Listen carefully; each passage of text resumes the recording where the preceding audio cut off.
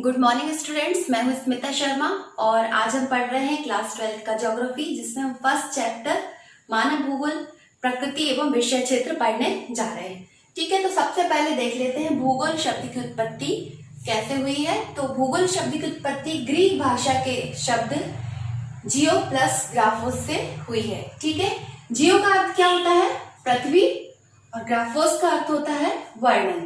ठीक है, तो भूगोल का जो अर्थ है वो होता है पृथ्वी का वर्णन। पूरी तरह से पृथ्वी के वर्णन में हम सभी चीजों का वर्णन करते हैं, चाहे वह निर्जीव वस्तुएं हैं चाहे वो सजीव वस्तुएं हों। ठीक है, आगे देख लेते हैं। ज्योग्राफी शब्द जो है वो एक ग्रीक भाषा का शब्द है, जिसका सबसे पहले यूज किसने किया था? एरिस्टोस्थेनीज ने किया था। ज्योग्राफी शब्द का उपयोग सबसे पहले एरिस्टोस्थेनीज ने किया था।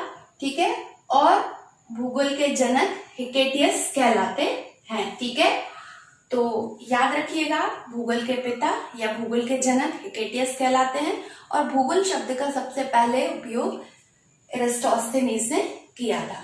ठीक, अब हम देख लेते हैं भूगोल की दो शाखाएं हैं, पहली है भौतिक भूगोल और दूसरी है मानव भूगोल। भौतिक भूगोल के विषय में हम क्लास 11th में भौतिक भूगोल के मूल सिद्धांत में डिटेल में पढ़ चुके हैं और इस साल हम क्लास 12th में मानव भूगोल के अंतर्गत मानव भूगोल के मूल सिद्धांत के बारे में पढ़ेंगे। ठीक है, तो भौतिक भूगोल में लास्ट ईयर आपने भूआकृति विज्ञान, जलवायु विज्ञान, समुद्र विज्ञान और जीव विज्ञान के बारे में विस्तार से पढ़ा है और इस साल हम मानव भूगोल के अंतर्गत संसाधन, कृषि, औद्योगिक, नगरीय व ग्रामीण, परिवहन, संचार आदि के बारे में पढ़ेंगे। ठीक है, आगे देख लेते हैं। मानव भूगोल की स्पष्ट परिभाषा फ्रेडरिक रेडजेल की बुक एंथ्रोपोजियोग्राफी में मिलती है। तो क्वेश्चन आ सकता है कि एंथ्रोपोजियोग्राफी के राइटर कौन है, तो आपको आंसर रेडजेल देना है। ठीक है, या क्वेश्चन इस तरह से भी आ सकता है कि रेडजेल की पुस्तक का नाम लिखिए, तो आपको आंसर ये देना है। ठीक है, रेडजेल जो थे वो एक जर्मन भूगोलवेत्ता थे। ठीक, और रेडजेल की शिष्या का नाम ईसी सैम्पल था। ठीक है, ईसी सैम्पल जो है अमेरिकी भूगोलवेत्ता थी। इस तरह का क्वेश्चन भी बनता है कि रेडजेल कहाँ के भूगोलवेत्ता थे या ईसी सैम्पल किस देश की भूगोलवेत्ता थी। तो इस तरह के क्वेश्चन और भी भूगोलवेत्ताओं के बारे में बनेंगे, जिसे हम अभी डिटेल में पढ़ रहे हैं। ठीक है, चलिए अब आगे देख लेते हैं। पृथ्वी को मानव का घर कहा जाता है। ठीक है, पृथ्वी को क्या कहा जाता है? मानव का घर कहा जाता है। ठीक है, याद रखिएगा, कभी फिल इन द ब्लैंक्स में इस टाइप के क्वेश्चन आ सकते हैं कि पृथ्वी को मानव का डैश कहा जाता है। ठीक है, अब रेडजेल ने मानव भूगोल की एक परिभाषा दी है, तो हम देख लेते हैं। मानव भूगोल मानव समाजों, ठीक है, कीवर्ड्स पर ध्यान दीजिएगा कि मानव भूगोल जो है मानव समाजों और धरातल के बीच संबंधों का संश्लेषित अध्ययन है। ठीक है, धरती पर कई सारे मानव समाज हैं जो कि धरातल का अलग अलग तरह से उपयोग करते हैं, जैसे खेतों के रूप में, उद्योग के रूप में या फिर रेल लाइनों के रूप में, कई तरह का उससे यूज कर रहे हैं। ठीक है, तो ये आप ध्यान रखिएगा। इसके बाद है एलन सी सैम्पल, जो कि रेडजेल की शिष्या हैं। ठीक, इन्होंने कहा है कि मानव भूगोल अस्थिर पृथ्वी, मानव भूगोल जो है वो अस्थिर पृथ्वी और क्रियाशील मानव के बीच परिवर्तनशील संबंधों का अध्ययन है। पृथ्वी अस्थिर है, हम अच्छी तरह से जानते हैं, कुछ ना कुछ चेंजेस में होते रहते हैं। क्रियाशील मानव यानी कि एक्टिव ह्यूमन, वो कोई भी चीज देखता है तो उसको ऐसा लगता है इसमें हम क्या चेंज कर सकते हैं। ठीक है, जैसे उसे पता चला है कि किसी स्थान पर पेट्रोल है, तो फिर वो पेट्रोलियम के लिए क्या करेगा? पेट्रोल निकालने के लिए जमीन को खोदेगा। ठीक है, जमीन खोदने से पेट्रोल बाहर आएगा और उतनी जगह से पेट्रोल निकल जाएगा। ठीक है, वो जमीन खाली हो जाएगी। तो इस तरह से मनुष्य जो है वो एक्टिव रहता है, वो कुछ ना कुछ क्रियाएं करता रहता है धरातल के अंदर। ठीक, तो यही जो है वो इसी सैंपल की डेफिनेशन है। तो ध्यान रखिएगा, अस्थिर पृथ्वी और क्रियाशील मानव इसी सैंपल के अंतर्गत। ठीक है, तो ये दोनों डेफिनेशन आपको अच्छे से याद रखना पड़ेगी। ठीक, इनमें से क्वेश्चन बन सकता है। अब हम देख लेते हैं कि जो हमने अभी तक पढ़ा है उससे क्या क्या क्वेश्चन बन सकते हैं। पहला क्वेश्चन यही बन जाएगा कि भूगोल किन दो शब्दों से मिलकर बना है। ठीक है, भूगोल के जनक कौन है? मानव भूगोल के जनक कौन है, और रेड जेल कहाँ के निवासी हैं, ईसी सैंपल कहाँ की निवासी है, रेड जेल की शिष्या का नाम लिखिए। ठीक, तो इस तरह से आपके इतने सारे क्वेश्चंस प्रिपेयर हो गए हैं। साथ में ये क्वेश्चन भी आएगा कि मानव भूगोल की एक परिभाषा लिखिए। तो ये आपको अच्छे से याद करना पड़ेगी कि परिभाषा तो लिखने आती है, कंपलसरी क्वेश्चन है, हर साल ये क्वेश्चन आता ही है। ठीक है, अब चलिए अब हम पढ़ते हैं भूगोल की प्रकृति। किसकी प्रकृति? भूगोल की नहीं, मानव भूगोल की प्रकृति। ठीक है, इसमें हम मानव लगा लेते हैं। ठीक, हम पढ़ेंगे मानव भूगोल की प्रकृति। चूंकि हमारा टॉपिक मानव भूगोल है, प्रकृति एवं विषय क्षेत्र, तो हम उसी के विषय में पढ़ेंगे। लास्ट ईयर आपने भौतिक भूगोल के मूल सिद्धांतों में भू आकृति, मृदाएं और जलवायु के बारे में पढ़ा था। लेकिन इसी भू आकृति, मृदाओं और जलवायु का उपयोग कौन कर रहा है? मनुष्य अपने कार्यों के लिए कर रहा है। ठीक है, इनकी यूज के द्वारा, यानी कि भू आकृति, धरातल के उपयोग से वो क्या क्या कर रहा है? ग्रह बना रहा है, अपने घर बना रहा है, गांव बना रहा है, सड़क बना रहा है। उसने पूरी दुनिया में रेल लाइनों के जाल बिछा दिए हैं। जगह जगह पर कई प्रकार के उद्योग चल रहे हैं। खेत, बड़े बड़े खेत, आप लोग जानते हैं, सब खेती से जुड़े हुए हैं। तो ये सब उसने किससे यूज करा है? धरातल से ही लिया है। ठीक है, पत्तन यानी कि बंदरगाह, ठीक, और फिर दैनिक उपयोग की वस्तुएं भी वो किससे ले रहा है? भौतिक वस्तुओं से। तो इन भौतिक चीजों में भू आकृति, मृदा और जलवायु। ठीक है, भू आकृति में सभी प्रकार के धरातल आ जाते हैं, और उन पर जो मृदा है, मिट्टियां जो अपरदन द्वारा निर्मित होती हैं, उन्हीं पर हम कृषि करते हैं। ठीक है, बाकी हम बहुत सारा डिटेल में लास्ट ईयर पढ़ चुके हैं, तो अभी हम पीछे नहीं जाएंगे। ठीक, तो अभी हम मानव भूगोल पर ही ज्यादा ध्यान देंगे कि इन भौतिक संसाधनों का उपयोग करके मनुष्य ने किस तरह से अपना जीवन परिवर्तित किया है। तो हम कह सकते हैं कि जो मानव भूगोल है उसमें मानव समाजों और धरातल के, ठीक है, बीच संबंधों का अध्ययन किया जाता है।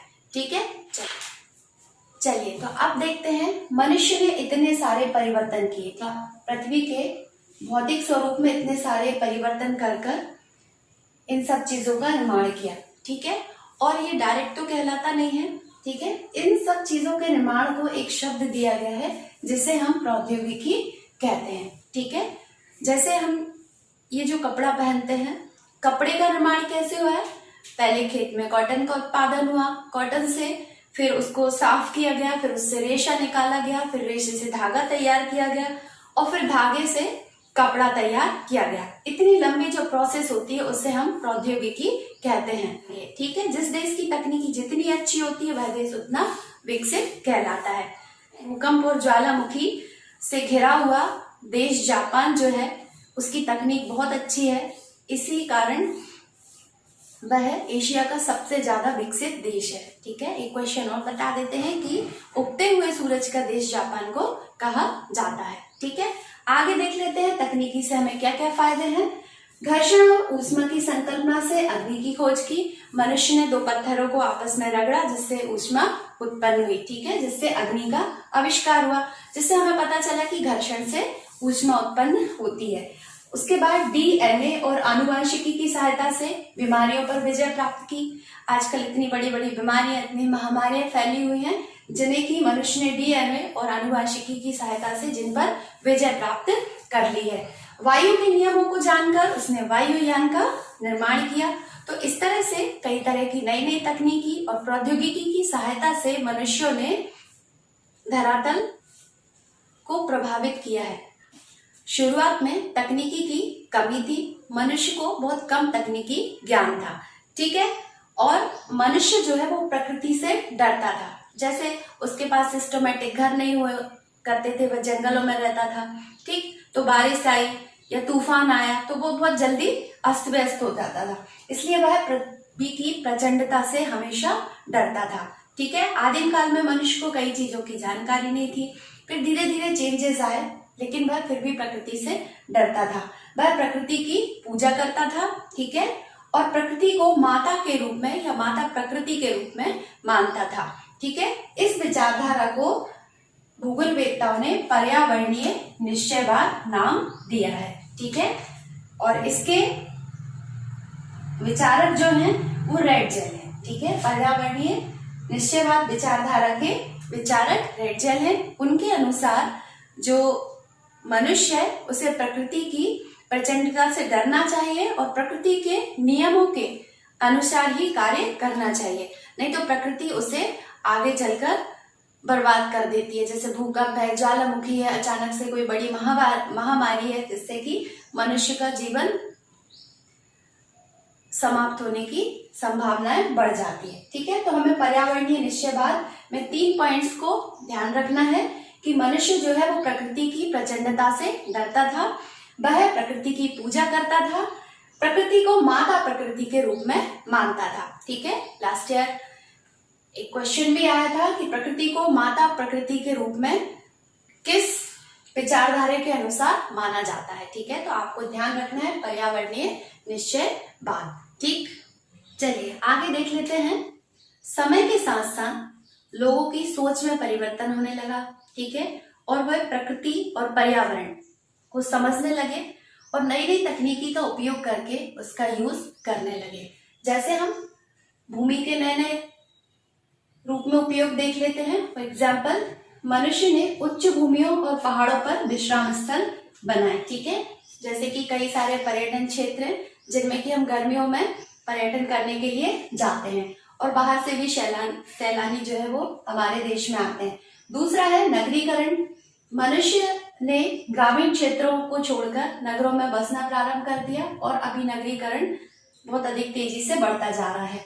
फिर है खेतों पर नवीन फसलों का उत्पादन किया, नई नई तकनीक का उपयोग किया और अच्छी किस्म की फसलों का उत्पादन किया जाने लगा, ठीक है। उसने पहाड़ों पर चारागाहों का निर्माण किया। अभी भी हम देखते हैं कि जनरली ग्रामीण क्षेत्रों में गर्मियों में जानवरों को पहाड़ों पर छोड़ दिया जाता है, ठीक। फिर है समुद्री पत्तन। समुद्री पत्तन से उसने आयात निर्यात प्रारंभ किया और विदेशों से अपने संबंध स्थापित किए, ठीक है। उसके बाद है अंतरिक्ष। अंतरिक्ष में उपग्रहों को स्थापित किया और पूरी दुनिया की जानकारी प्राप्त की, जैसे कितने ग्रह हैं, उनके कितने उपग्रह हैं आदि, इस तरह से, ठीक है। अब हम देख लेते हैं मनुष्य का भूमि और अन्य चीजों पर नए नए रूप में जो प्रयोग किया गया, नई तकनीकी का उपयोग किया गया, इसको उन्होंने प्रकृति पर अपनी विजय मानी और संभववाद नाम दिया, ठीक है। और संभववादी विचारधारा के जो प्रवर्तक थे वो थे विडाल डीला ब्लास, ठीक है। अब हम देख लेते हैं संभववादियों का मानना था कि प्रकृति अवसर प्रदान करती है। वो मानते थे कि प्रकृति हमें आगे बढ़ने के अवसर प्रदान करती है और मनुष्य उसका उपयोग करता है। जैसे मनुष्य ने कोयला देखा, कोयले से उसने विद्युत का उत्पादन किया, विद्युत से घरों में बिजली चलती है, ट्रेन चलती है और सभी प्रकार के उद्योगों में मशीनें भी विद्युत की सहायता से ही चल रही हैं। पेट्रोल है, पेट्रोल से गाड़ियां चल रही हैं, वायुयान चल रहे हैं, रॉकेट चल रहे हैं, जिससे कि मनुष्य धरातल के साथ साथ अंतरिक्ष में भी आसानी से पहुंच जाता है, ठीक है। तो मनुष्य प्रकृति पर अपनी विजय मानता है। संभववादियों का मानना है कि मनुष्य जो है वो प्रकृति पर अपनी विजय मानता है। मनुष्य का जो मस्तिष्क है वो बहुत तेज है और वह प्रकृति पर अपना अस्तित्व बना सकता है, ठीक है, और अपनी विजय प्राप्त कर सकता है। तो ये 3 पॉइंट आपको संभववाद के याद रखना है, ठीक है। तो और इसके विचारधारक थे विडाल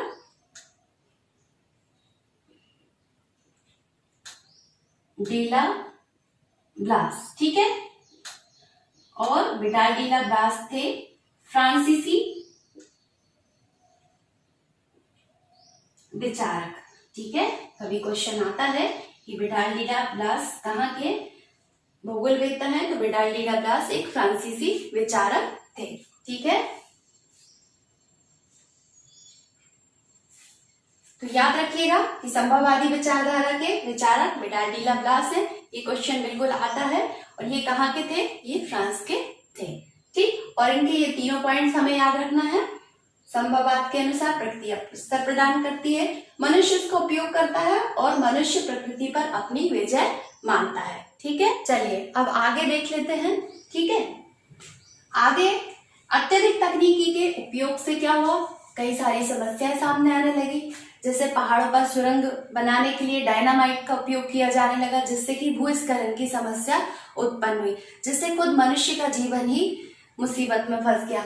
आगे धरातल पर बांध बनाए, उससे भूकंप आने लगे, जैसे कि भारत का कोयना भूकंप इसका एग्जाम्पल है। जमीन पर एक्स्ट्रा बर्डन बढ़ने के कारण भूकंप आने लगे। ठीक, CFC के कारण ओजोन छिद्र बढ़ने लगा। ठीक है, क्लोरोफ्लोरोकार्बन के अत्यधिक यूज के कारण ओजोन डिप्लेशन शुरू हो गया।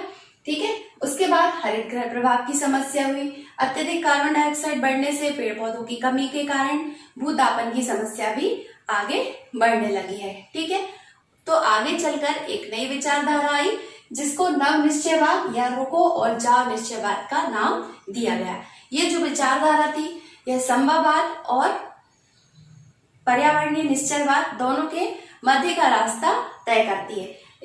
कहने का तात्पर्य यह है कि पर्यावरण या धरातल या वातावरण के संसाधनों का इस तरह उपयोग किया जाना चाहिए जिससे मनुष्य और अन्य प्रजातियों का जीवन खतरे में ना पड़े। ठीक है, इसके लिए भी हमने 3 पॉइंट्स लिए। प्राकृतिक संसाधनों का उपयोग सीमाओं में रहकर करना चाहिए। प्राकृतिक संसाधनों का उपयोग लिमिट्स में करना चाहिए। जैसे आप पेड़ काट रहे हैं किसी जगह पर, तो जहां पर बंजर या मरुभूमि है वहां पर उससे ज्यादा पेड़ लगाकर उनकी पूर्ति करना चाहिए। मनुष्य वातावरण के तत्वों के लिए स्वतंत्र है, पर उसे वातावरण से समायोजन करना चाहिए। मनुष्य जो है वातावरण के सभी तत्वों के लिए स्वतंत्र है, वो सबका भरपूर उपयोग कर सकता है, परंतु उनके साथ उसे समायोजन भी बनाना पड़ेगा, अन्यथा कई सारे दुष्प्रभावों का उसे सामना भी करना पड़ेगा।